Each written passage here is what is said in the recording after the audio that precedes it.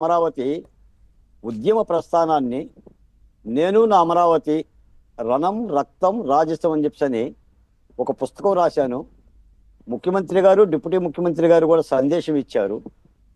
అంటే ఈ అమరావతి ఆవేదనలో నుంచి అమరావతిని ఇంకా కాపాడుకోవాల్సిన అవసరం ఎలా ఉంది, ఎలాంటి చర్యలు తీసుకోవాలి, విధ్వంసంలో కూడా ఈ విధ్వంస రచనలో కూడా కూటమి ప్రభుత్వం కానీ పెద్దలు కానీ తీసుకోవాల్సిన పాఠాలు ఏంటి, పాఠాలు గుణపాఠాలను కూడా చాలా అంశాలను ప్రభుత్వం దృష్టికి తీసుకెళ్తున్నాను. త్వరలో చంద్రబాబు నాయుడు గారి చేతుల మీదుగా ఈ పుస్తకావిష్కరణ కార్యక్రమం కూడా జరుగుతుంది. పోతే మీకు ఒక మాట చెప్పాల్సింది ఏంటంటే అండి, ఇప్పుడు మనం సీతమ్మోరి కష్టాలు చూసాం.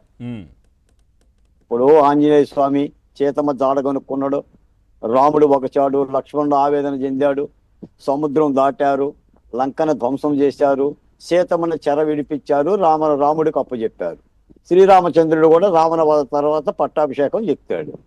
అలాగనే కురుక్షేత్రం చూసావు, పాండవులు అరణ్యవాసాలకు వెళ్ళారు, అజ్ఞాతవాసానికి వెళ్ళారు, లంకీలు దగ్ధం చేశారు, చెరలబడ్డారు, ఎన్నో అవమానాలు పడ్డారు. ద్రౌపది ప్రతిజ్ఞ చేసింది, ఆఖరికి కురుక్షేత్ర సంగ్రామం జరిగింది, కౌరవులు వధించబడ్డారు, పాండవులు గెలిచారు, పట్టాభిషిక్తులు అయ్యారు.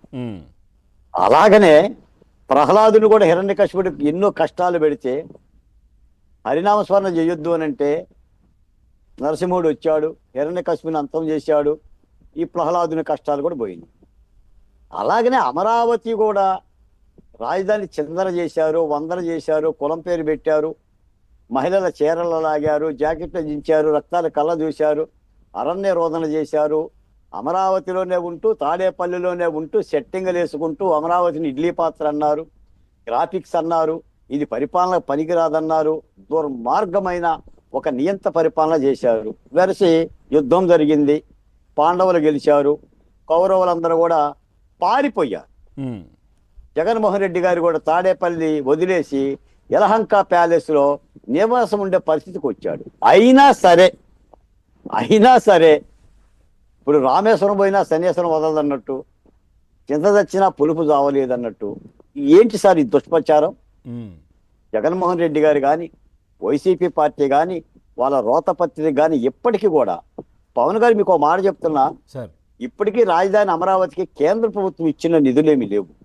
కానీ కూటమి ప్రభుత్వం మీరు అన్నట్టుగా ప్రపంచ బ్యాంకు రుణాన్ని తీసుకొని 15,500 కోట్ల రూపాయల రుణం తీసుకొని దానిలో సిఆర్డిఏ ప్లానింగ్ వేసుకొని దాదాపు 6,800 కోట్ల రూపాయలు ఇంకో సంస్థ నుంచి తీసుకొని పనులు చేపడుతుంది. ఇంకా పనులు కూడా గ్రౌండ్ లెవెల్కి రాలా. ప్రణాళికలు సిద్ధం చేస్తుంది, టెండర్లు పిలుస్తుంది, ఆయా పనులు ఎప్పుడు చేయాలో అలుస్తుంది. ఇప్పటికి కూడా రైతులకు పూర్తి స్థాయిలో ప్లాట్లు ఇవ్వలేదు, రహదారి పనులు పూర్తి కాలేదు. జగన్మోహన్ రెడ్డి శిథిలావస్థకు తెచ్చిన బిల్డింగుల యొక్క నమూనాలను కూడా పూర్తిగా ఆ శిథిలావస్థ నుంచి కూడా బయటపడలేదు. అయినా కూడా ఇంత నిందలు నేను వింటున్నాను చాలా సందర్భాల్లో.